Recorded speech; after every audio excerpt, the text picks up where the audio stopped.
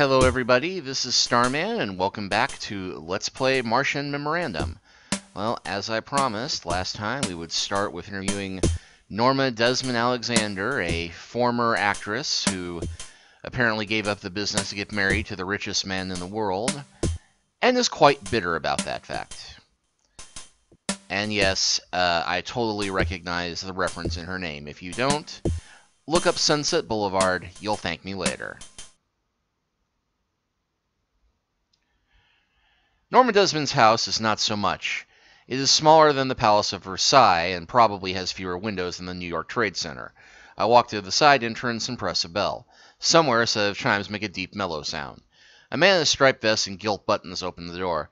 I give him my credentials and tell him why I'm here. He leaves for a minute and returns. Returns has an E on the end of it. Mr. Murphy, if you will come this way, please. We go down a hall. It's a very quiet hall. We turn a corner and there is more hall. The butler reaches a door and knocks. The door opens, and there stands Ms. Nora Desmond. I remember gazing at her in films when I was a tyke, but seeing her now is something of a shock. She's been worked over more than a few times with a plastic surgeon's scalpel, but her face still looks old enough to be her own mother's. She is having a difficult time getting her eyes to focus, and by the fragrance it's obvious she was sloshed. I think to myself that drunks often let their guard down. If I'm careful with her, she might be loose-lipped enough to tell me something useful.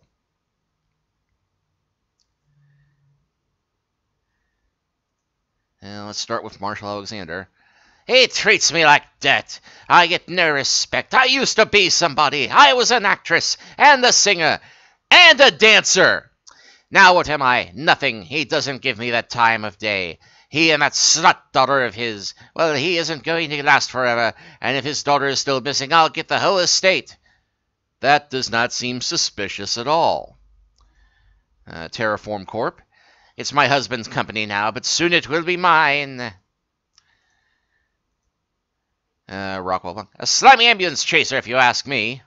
Well, I did ask you. Jacques Sparrow. I know nothing about that. And she gets very angry, saying, I know nothing about that. Norma Desmond Alexander. Even that's angry. I was big, big, big.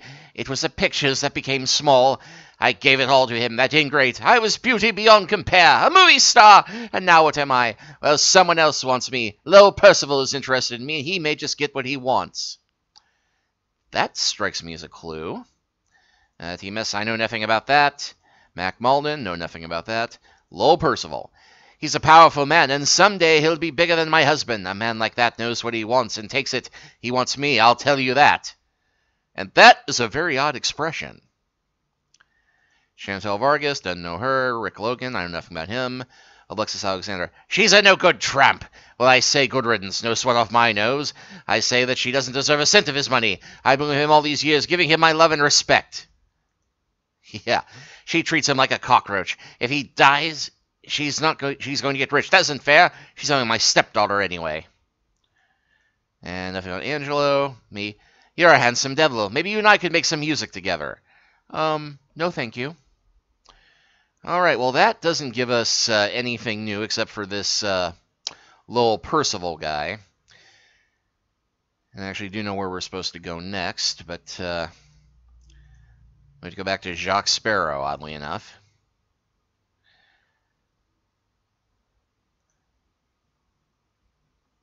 Mon Dieu, what the hell are you doing here?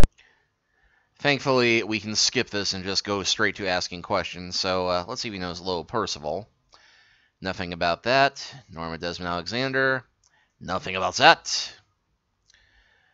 Let's see. Rick Logan. Rick Logan? You say he's an actor? Maybe Alexis met him when she did some work for Galactic Pictures. Okay, Galactic Pictures. Galactic Pictures is a third-rate film company. They specialize in cheap exploitation thrillers. I did some publicity work for them. Alexis did some work there, too. They're also the same studio that came up with Jotovision. The process of wiring theater chairs with electrodes to increase the intensity of the film experience.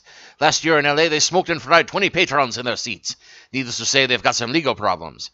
Yeah, the joke of it is that is an actual gimmick that they tried back in the day with a horror movie called The Tingler, which is only notable these days because Vincent Price was in it, and because it had a gimmick where they tried wiring the electrical, wiring certain seats so that people would feel a little jolt. You know, the tingle. So we've got that. Angelo Andretti, got nothing about him.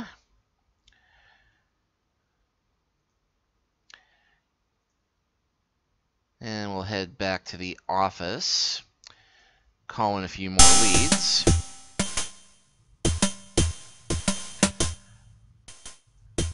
Because we do have to keep coming back to our office to use our comm link. What's up?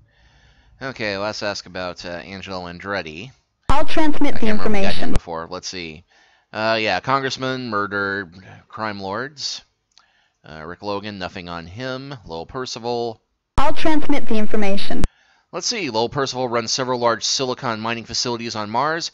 He has an office in Marinara City. And Galactic Pictures. I'll transmit the address. The address is 1770 Hollywood Boulevard. And I think that's everything for the moment. See you later. Okay, so now we can try traveling to Lowell Percival's place, except for one small problem.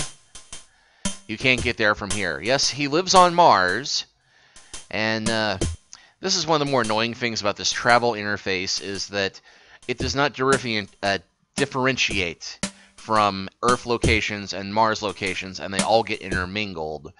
So by the end of the game, we're having to scroll through a ton of stuff just to figure out one place from the other, and it's a bit of a design flaw, but let's go to Galactic Pictures. The address for Galactic Pictures is a rundown, dingy, two-story building in a very ugly part of the city. I step into the CD lobby and read the directory. I walk to the office, where Galactic Pictures should be, but there's nobody home. I open the door and look inside. It appears Galactic Pictures has recently closed its operation, and there's no sign of a forwarding address. And this, oddly enough, is the only dead end we're going to get as far as leads go in the whole game. At least so far as go to location, there's nothing here, which was one of the more annoying aspects of Mean Streets.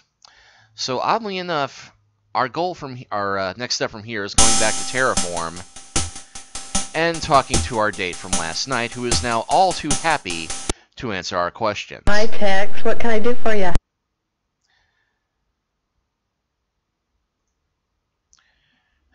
Okay, and just because I'm not sure...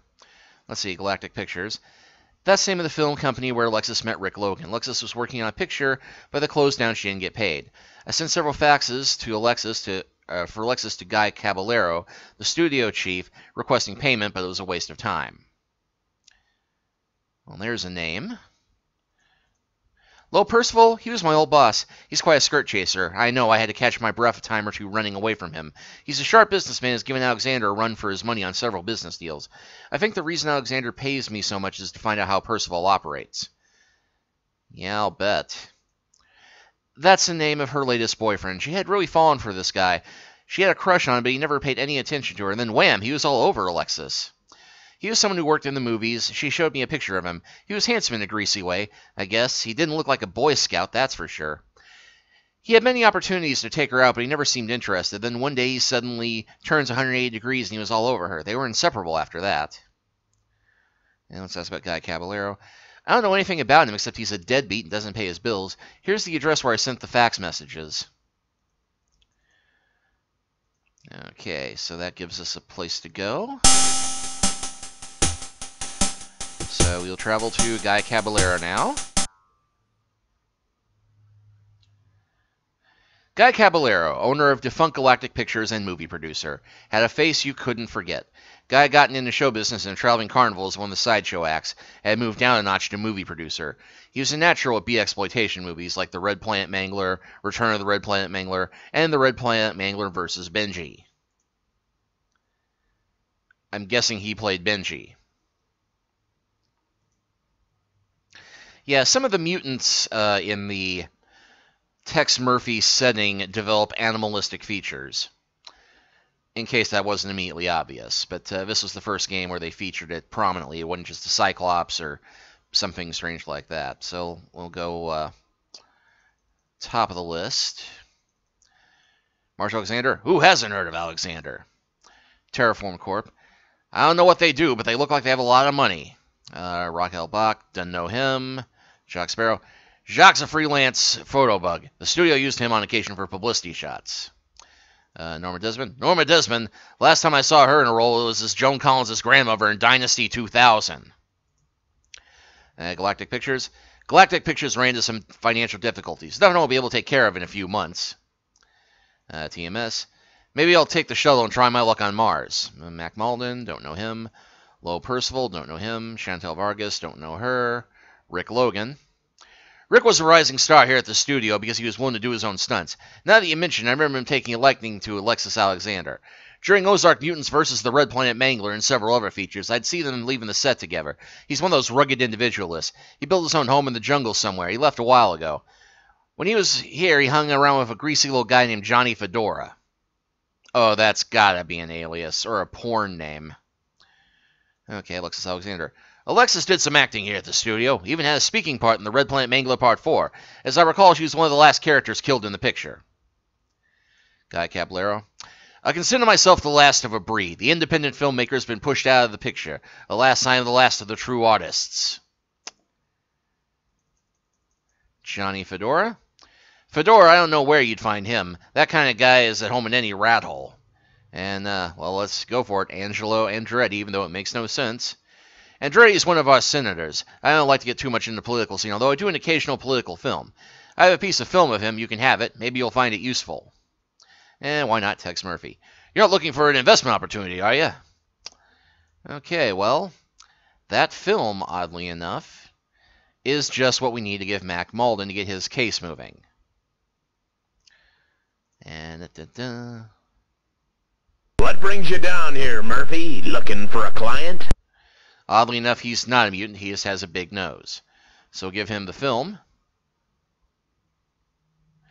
Thanks, Murphy. This is just what I need to nail this guy. Go ahead and ask your questions. Let's ask about. And back to the top of our list. When Alexander called us in several weeks ago about the disappearance of his daughter, I put several men on it and they came up with zip. Frankly, his kidnapping story sounded like mouthwash. I think it's hogwash. I suggest he hire a private consultant to investigate further, so you got to meet and converse with the great Alexander, huh? Knowing you, I'll bet you ended up kissing the feet of that big-hearted, wonderful man. Okay, Terraform. That's a big place. I wish I had as many security people working on the force as Alexander had in that building. Rockwell Bosch. He's an attorney that works for Alexander. I never much cared for lawyers, especially the brainy types. Jacques Sparrow. Know nothing about him. Norma Desmond. That woman's right from the bottle. Must be lonely up at that big house. No real friends, and especially no husband. Galactic Pictures. Nothing about them. TMS.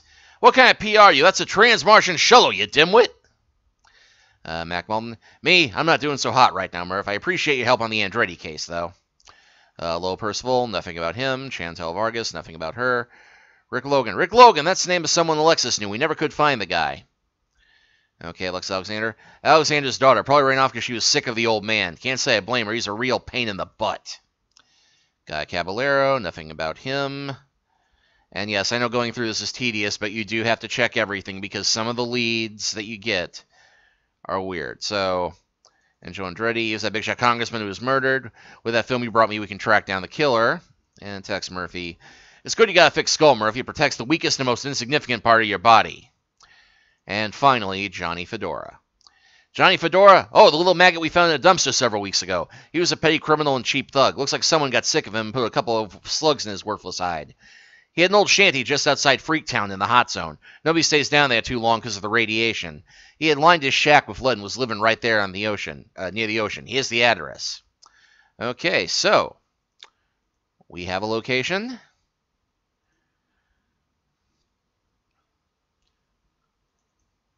Johnny Fedora.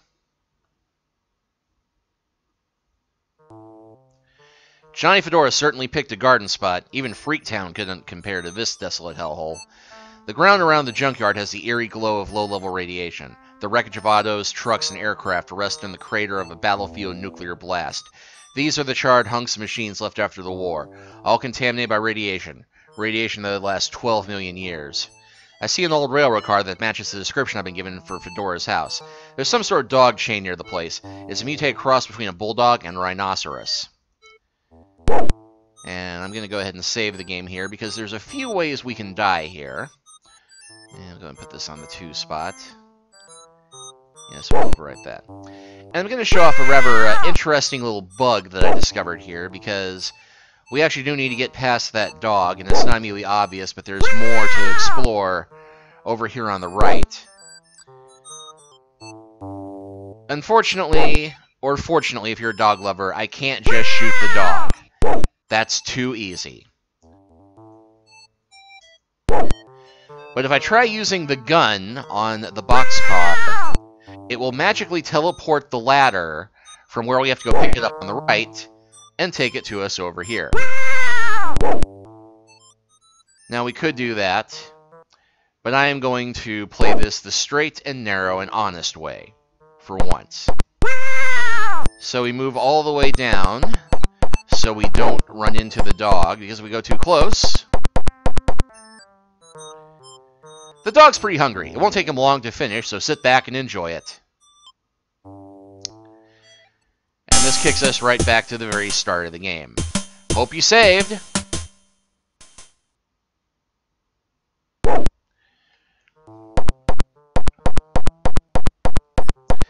Oh, and in case it isn't immediately obvious, walking across the red stuff, you touch the bubbling radioactive seltzer. It immediately causes vital organs to elongate and explode.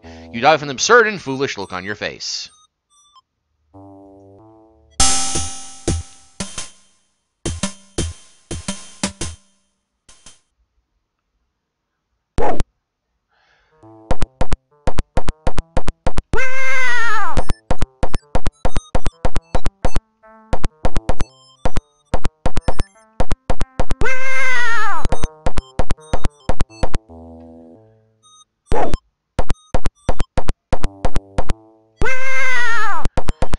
You can see what I mean about how, yeah, technically the graphics are more advanced, but the art palette is such that, you know, which gray-black blurb are we looking at?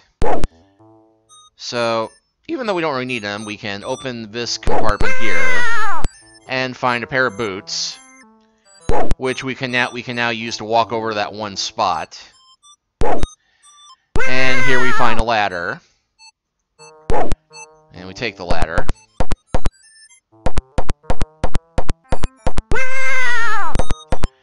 And hey, we're walking through the acid, no problems.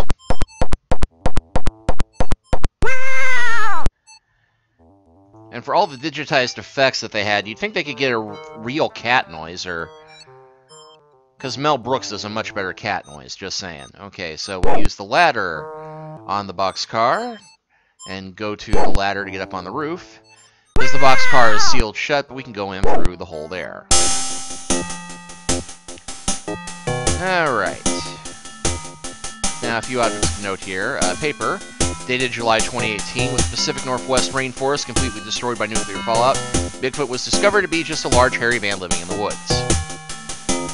Newspaper dated April 2016, Stanton Expedition discovers Earth colonists destroyed.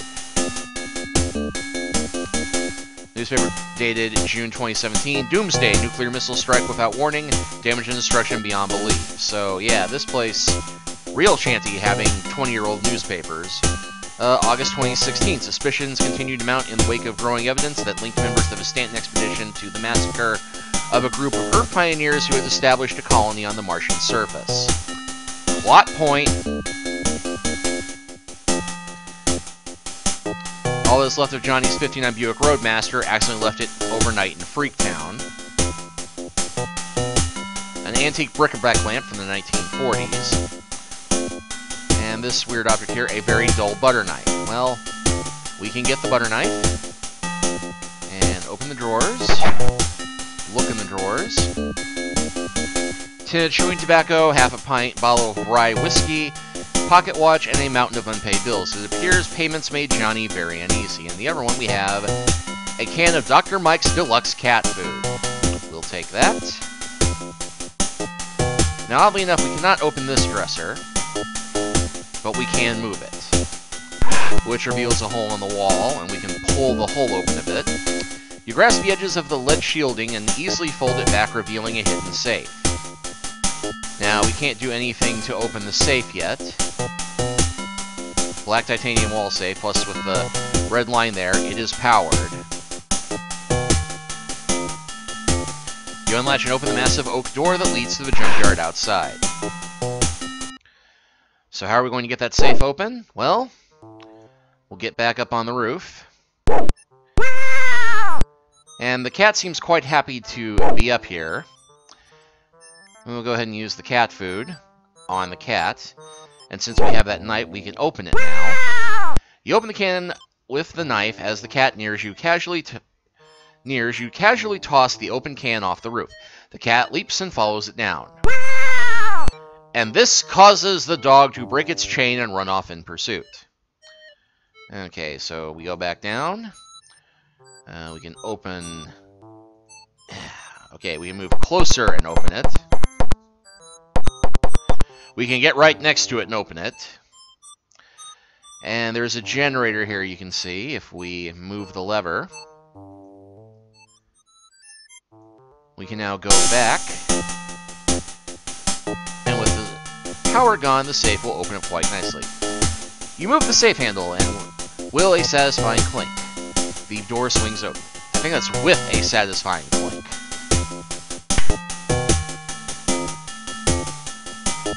You gingerly remove the contents of the safe. Inside the safe is a note from Rick Logan. The Oracle Stone has been obtained. I'm making arrangements for it. Meet me at the jungle, coordinates 1770. Marshal Alexander's been murdered. The police will meet you there. I'll transmit the address. And the dialogue and text did not match up there. Mr. Alexander was found in a rail yard. The police are already there. The sergeant said the favor he owed you is now paid in full. I thought Mac Malden was a lieutenant, not a sergeant, but... ugh.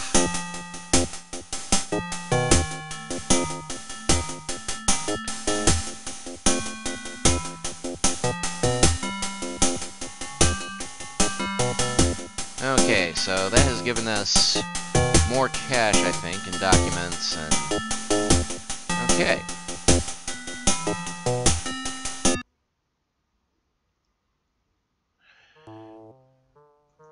Okay, so we'll go ahead and travel to murder scene.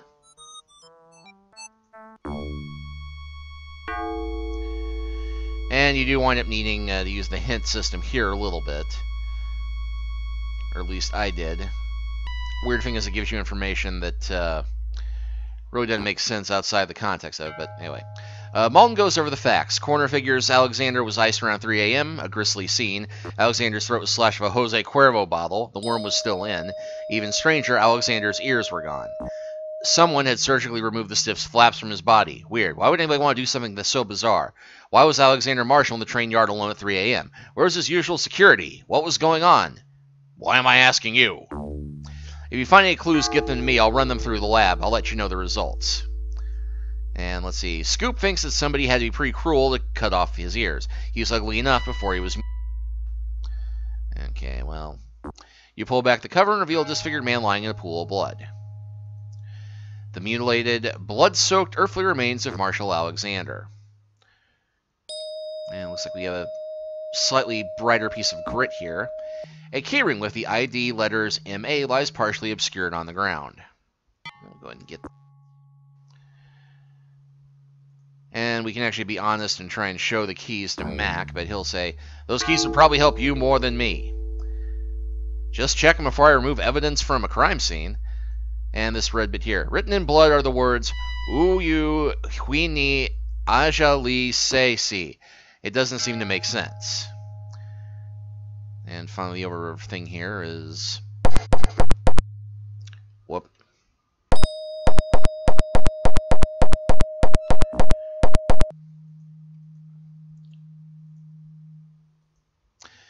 A corroded metal bucket sits askew on the ground. Well, we can move the bucket and look at whatever that is underneath the bucket. A bloody razor-sharp boning knife made of Martian chromium. Maybe the police lab could run it for clues. I can't take the blood.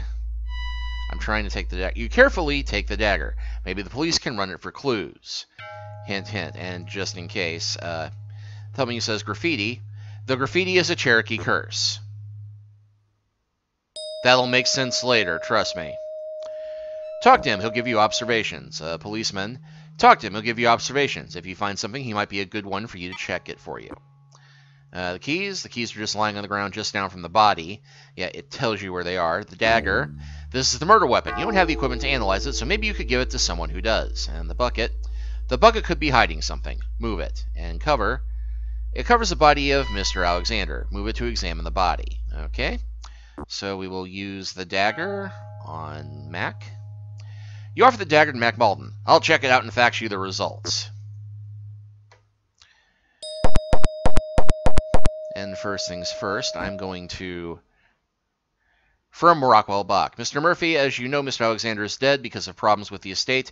We would like for you to continue your quest for Alexis. We will pay the same fee. Well, now we have no reason to blow the case off since our client is gone. So with that done, we'll head back to Terraform. And everybody seems to be out. And the boss's office is being left completely unattended, which is fortunate because that gives us the opportunity to use his keys on his safe. And there's no alarm or anything. Special funds checkbook with record of payments totaling $250,000 to Lawrence Barkley. A note from Ferris Cullett on employee dissatisfaction. Cullett is the power plant manager on Mars. Just look at it. It's all the information you need. Okay, fine. And again, just to make sure, the safe.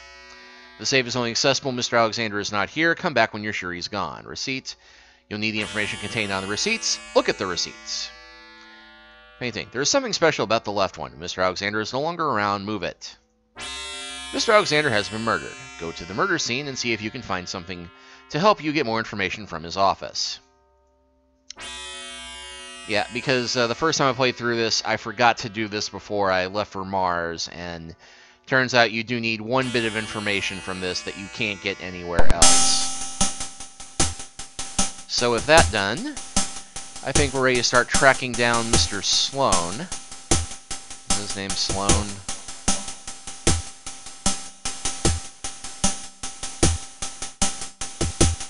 Rick Logan. Why was I thinking Sloan?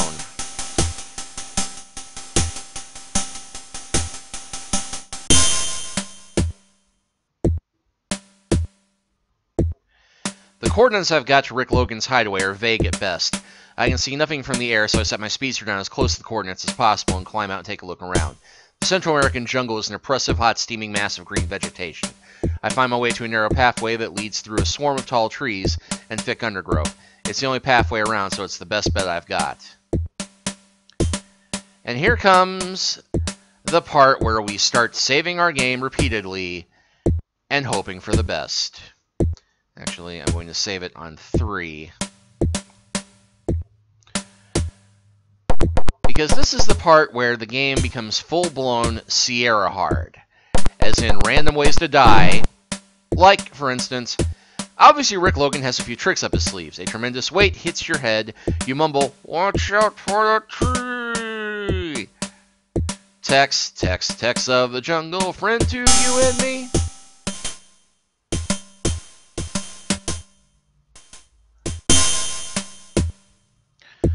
Okay, the solution here is to not walk straight down that path they set you on, and to try and back away.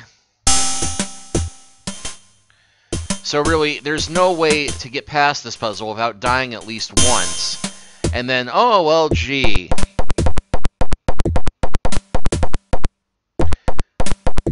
And yet, despite this log being that heavy, we were able to pick it up, no problem. Eventually. Yeah, the path.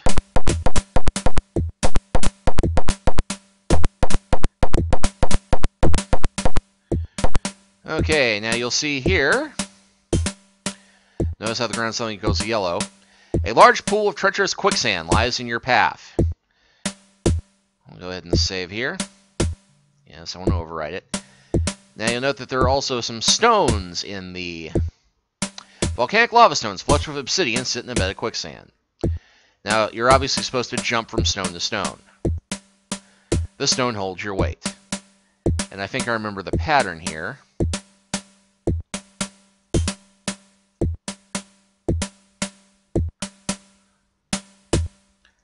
Yeah, it's 2 across, 1 up, and then down 1. And okay. Slowly sinking in the slimy ooze, you think of several Jello wrestling matches you've attended, but no more. Jello wrestling, yes, this is the level of sleaze we're dealing with. Okay, so... Load 3. Okay, so... Bottom 2, up 1, across 2. Okay, yeah. Count the one you hit as 2.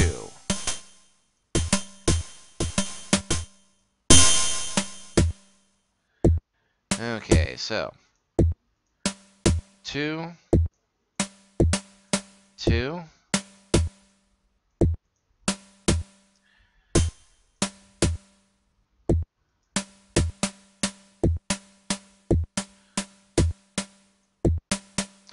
Now the crazy part is you have to do this in the exact order too, because you have to up to this one, then go back 1. Ugh.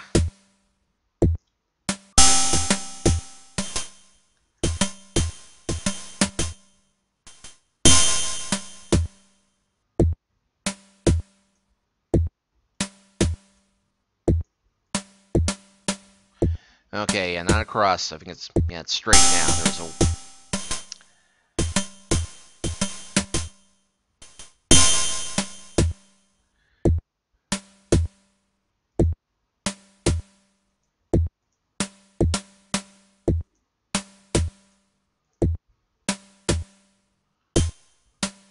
And that one also sinks under our weight. Almost had it, though.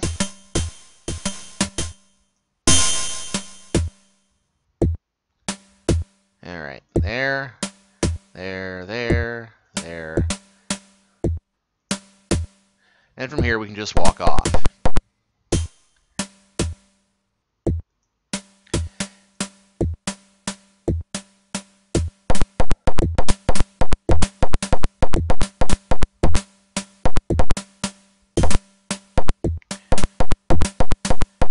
And I'm being careful again because... A pit over 6 feet deep has been laboriously dug in the jungle clay. And the only way to get across it... You pitch the log across the pit, making an ideal bridge. Unfortunately, you have to be lined up perfectly in order to use it.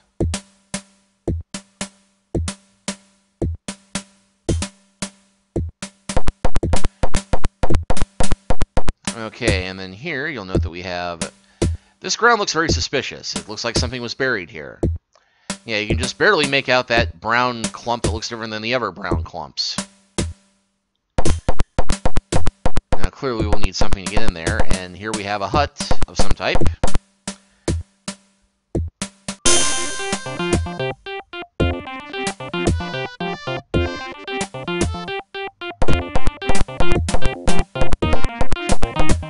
And the gecko, or iguana, whatever that is not important. A purple chest once belonged to a famous Martian explorer, Neil Galloway. How much does a Galloway? But here we have a shovel. And we'll go ahead and move the screen. And, Rick Logan's body hangs, eyes bulging, tongue protruding with a look of unspeakable surprise on his face. He's as stiff as a straight Scotch. I did not need to know that. You carefully remove the key from the dead man's neck. And what does that key go to? Well, clearly, the chest comes open. And we have to look in the chest to see what's in there. Or, yeah, this is one occasion we have to get the chest. I can't get the chest. Stuff. Okay, yes, we have to look at the stuff.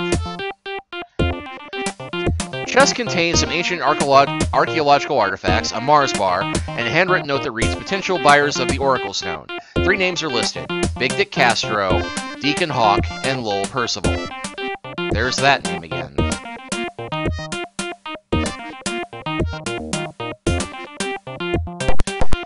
This game, unlike Mean Streets, will not allow you to just, randomly grab stuff from dead people's belongings.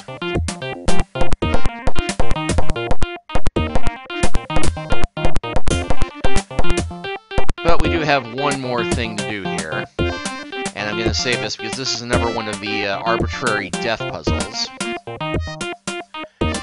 And it gets spoiled for you if you click on the help menu. You'll see, Lizard. He is not important. There's a note about Snake. The Snake needs to be disposed of. Once he has jumped out of the cabinet, use your gun on him. You will also need some ammo. Both can be found back at your office. Okay. So yes, when you open this chest, you have only a few seconds to pull your gun and use it.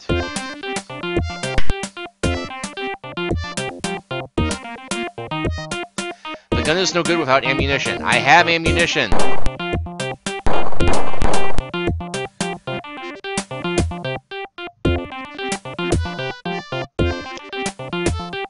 Several mini pieces of extremely poisonous attack snake.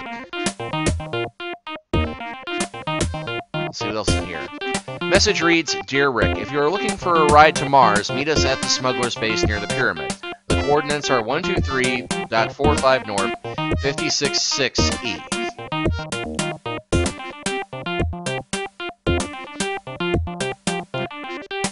Well, that seems to give us a location to move toward. But we still need to dig up what's in this pit. And we have to move closer on this one again. Shovel digs easily into the earth. Okay, look in the hole. A small rusting metal box lies in the hole. Open the box. I'm not looking at the path, I'm looking at the box. The box contains miscellaneous worthless items and an ad torn from a Martian newspaper. The ad is for the Martian Aerobics Academy. The instructor is Jane Mansfield. Not that Jane Mansfield. And how utterly random is this that we have to go get this shovel, dig this box up, just to get the name of this one contact that we're going to need later. I mean, Mean Streets had some logic to how you found the names of people. This is just random and absurd. And you know what's even worse? We have to go back to the entrance of the jungle before we can get out of here. So, just to be safe, once again, we're going to go ahead and save here.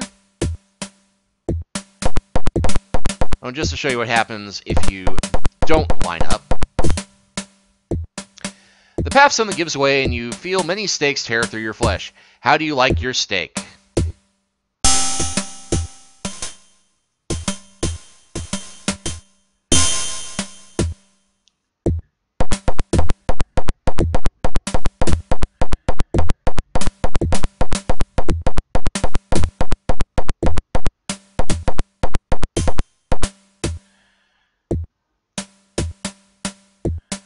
And yes, we have to jump back across in reverse order.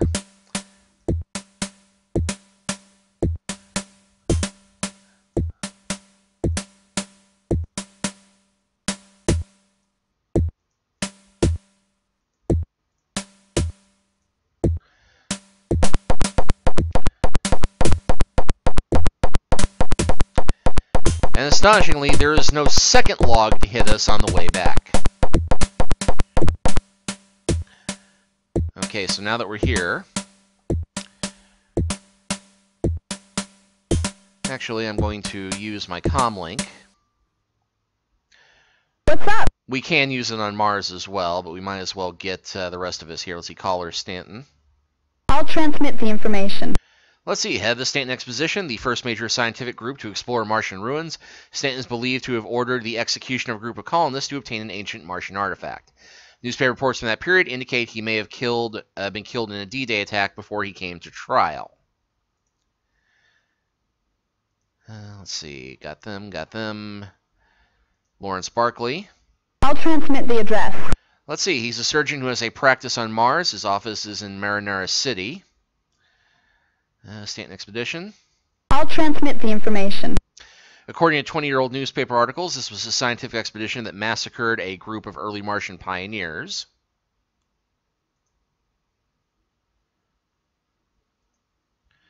Little Percival we got already. Rick Logan, can't do anything with him. Ferris Collett. Checked our resources, nothing on him. Oracle Stone, nothing on that, surprisingly. Nothing on Jane Mansfield. Nothing on Dick Castro. Nothing on Deacon Hawk. And that's it. See you later. Alright, well that just leaves us with one place to go, the Smuggler's Base. At least one place we can get to on this planet.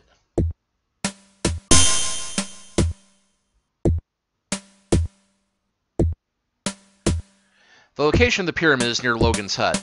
I walk up the jungle pathway, which gradually works its way up to the top of a hill. I hear the sound of scurrying iguanas. I approach one too close and he stands on his back leg, hisses, and runs away. As I turn to watch it, I see the pyramid through the trees for the first time. Standing over 300 feet from the apex to the valley floor, the pyramid-shaped structure is enormous. I move off the main path and creep through the vegetation to avoid being seen. As I approach the structure, I see guards and personnel moving from inside the temple to a huge craft getting ready for takeoff. Getting on the spacecraft is my goal, but it looks unattainable. Well, actually it is. We just have to move a little bit. Pick up the stone. Use the stone. The rock hits its mark. The large logs crash together, rolling into the clay water pot, making a horrific crash.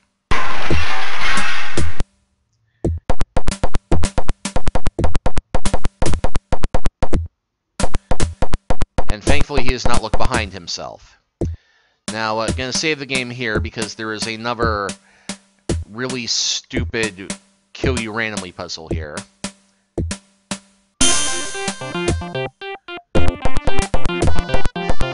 Because if we aren't quick about finding a place to hide in this room, even though we logically shouldn't have to, a guard will walk in and shoot us dead immediately. And in case you're wondering why I don't try shooting the guard myself, it doesn't do any good. In fact, apart from shooting the snake, you never need to use your gun again for the whole rest of the game, even though there are many points when it would be helpful. And I'm caught on the handle. Okay. So come over here. Grab the food and water. Grab the remote control. Use the remote control on this box over here. And then go inside the crate.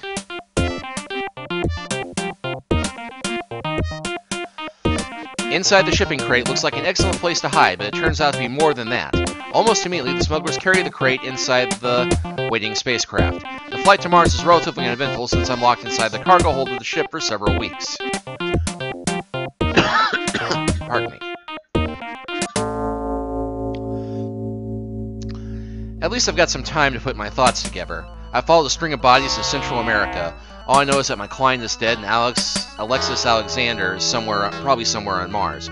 Rick Logan stole something called the Oracle Stone from Marshall Alexander, and when I found Logan, he was dead and there was no sign of the rock. Alexander wanted the stone as much as he wanted his daughter.